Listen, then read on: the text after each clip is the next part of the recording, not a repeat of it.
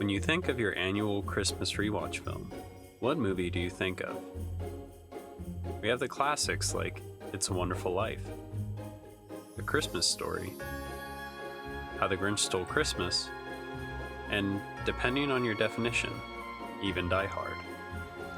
Yippee-ki-yay, mother. Christmas classics help us feel the holiday spirit, and for some, are the defining event of their holiday break.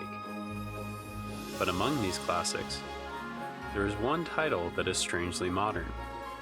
Elf, a 2003 Christmas movie directed by Jon Favreau before he would go on to direct Iron Man, tells the story of Buddy, a human man who believes himself to be one of Santa's elves.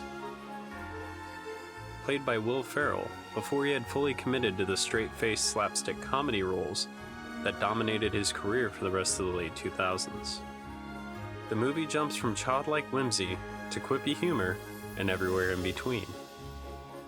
The plot does follow a bit of a hero's journey formula, but it has a genuine heartfelt earnestness that you can't help but fall in love with.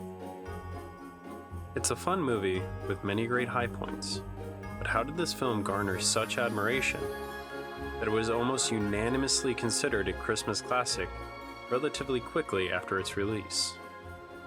What makes us all love Elf so much?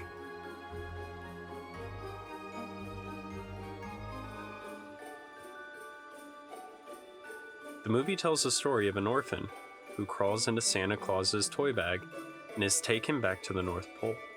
After being discovered, he is then raised by the elves in Santa's workshop. They name him Buddy after the diaper brand he has on. Buddy then grows up believing that he is an elf, regardless of the obvious size disparity and his inability to make presents to elf standards. Early on in the movie, we see Buddy learn that he's actually a human after he overhears two elves talking about him in the shop.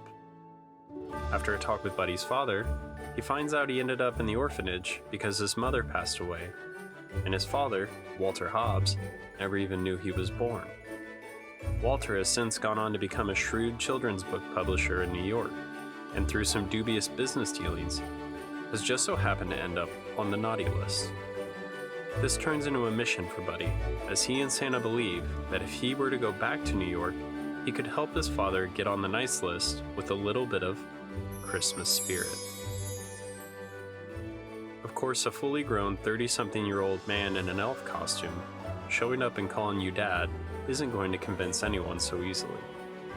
Yet Walter finds himself bailing Buddy out of jail and housing him after a DNA test confirms that Buddy is indeed his son from his late partner, Susan Wells.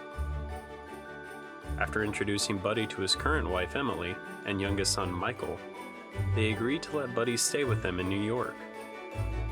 Walter assumes the responsibility of Buddy, while he's also stressed out that he's going to lose his job if he doesn't come up with a hit children's book after a bit of a blunder with his most recent release. In a desperate bid for a win, Walter brings in famed children's book author Miles Finch to deliver salvation.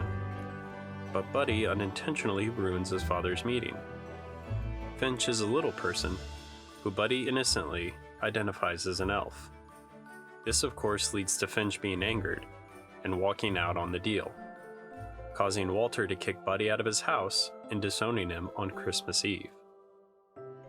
Buddy, heartbroken, decides to leave New York City.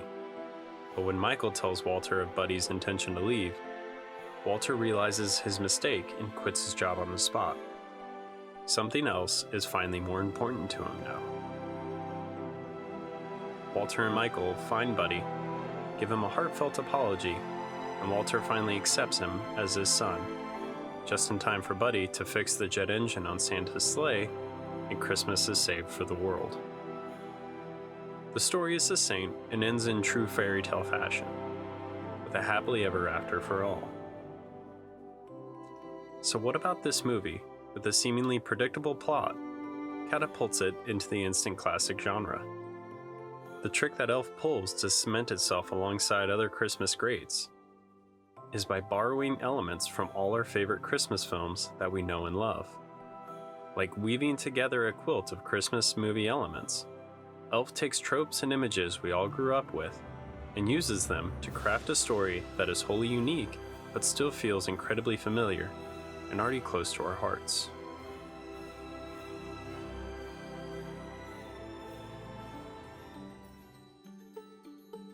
Right out of the gate, Elf builds the foundation of its story on a fantastic and whimsical depiction of the North Pole, a depiction that visually borrows from one of the Christmas greats, Rankin Bass.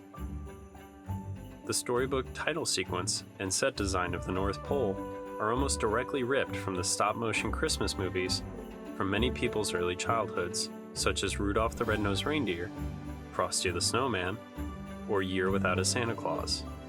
Rankin Bass Animation, founded by Arthur Rankin Jr. and Jules Bass, began in 1960 and started pumping out Christmas stop-motion animations that would soon become staples in Christmas movie showings. With 17 Christmas-themed titles in their collection, it's almost guaranteed that you have seen at least one of these films. And when you put the North Pole sequences next to any of these stop-motion animated films, it's clear that they inspired the art direction.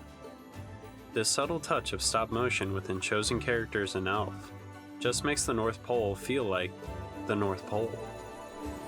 Elements like the large candy canes, the obviously fake snow, Leon the Snowman, and the animals that reside at the North Pole. There's a clear visual comparison that can be made between Elf and the Rankin Bass movies. Rankin Bass movies are some of the earliest films that are still watched to this day that are so integral to the holiday season.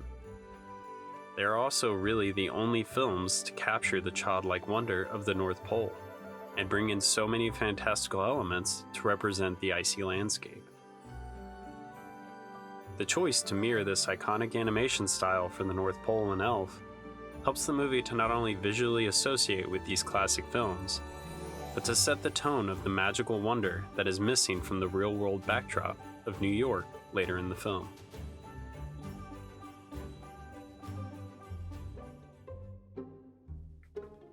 While much of the film focuses on Buddy and his journey, we can't escape what is probably the most famous character who is the literal antithesis of Buddy, Ebenezer Scrooge from A Christmas Carol, or in the case of Elf, Buddy's father, Walter Hobbs. Much like Scrooge, he is selfish with his job, time, and money. While traditionally, Scrooge is merely described as a businessman, Walter's job as a children's book publisher seems to add another layer of coldness to his character, as we see him insist that children don't need stories to be printed in full, and even repossesses books from a nun running an orphanage. He has lost connection to his youngest son Michael, who is sad by the lack of relationship that they have together. He tries to convince his wife Emily to take off work to take care of Buddy so he doesn't make a mess of the house, regardless that she has a full-time job as well. His poor relationship with everyone, including his family, is classic Scrooge. He embodies a man who has lost sight of what matters in life and has chosen to covet the money and possessions that come from poor business practices. He also demonstrates Scrooge's knack for underpaying employees, as he submits to taking Buddy to work and uses him as free labor in the mailroom to get him off his hands. He says hurtful and rude things to people and will do anything to anyone to save himself. But just as Walter mirrors Scrooge in his selfishness, he also has a similar character arc. We see him abandon work in order to save Buddy with Michael, as well as his change of heart when he begins to sing in Central Park to help make the sleigh fly. By mirroring Scrooge's character and arc, Elf gains an uplifting tone that embodies many classic Christmas movies and pairs incredibly well with Buddy's unbridled optimism and innocence.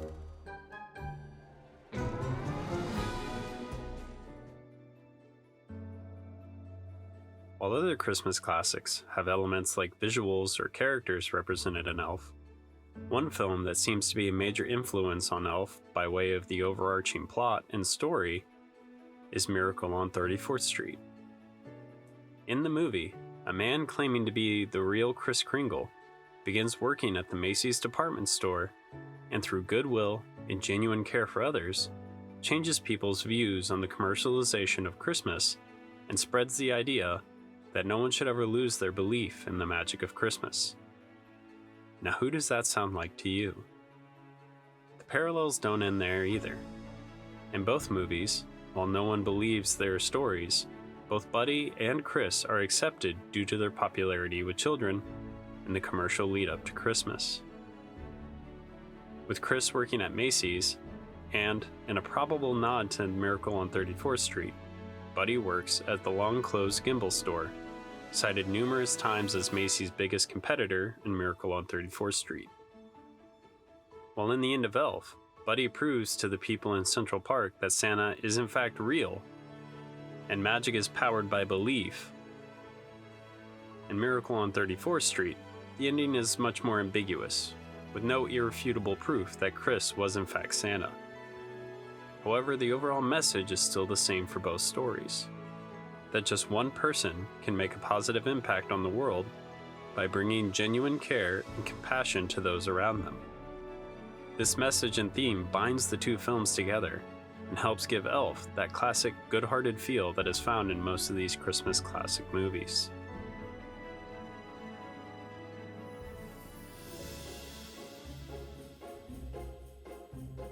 The movie Elf manages to perfectly mesh together elements from numerous Christmas classics, while still telling a unique story that still entertains and makes audiences laugh today. It's a rare modern-day classic that has become an annual rewatch for many families wanting to celebrate the holidays. I believe that this Christmas comedy embodies every tradition that makes a Christmas movie a Christmas movie, from the whimsy and wonder of the North Pole's depiction, to the character arc redemption of Walter Hobbs, to the message of good-hearted person's positive impact on the world. This movie has everything that is wonderful and wholesome about Christmas movies, and why I personally love Elf so much.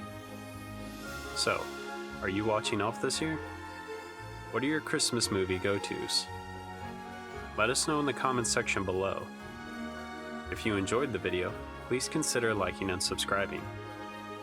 This has been Cursory Analysis. Thank you, and Merry Christmas.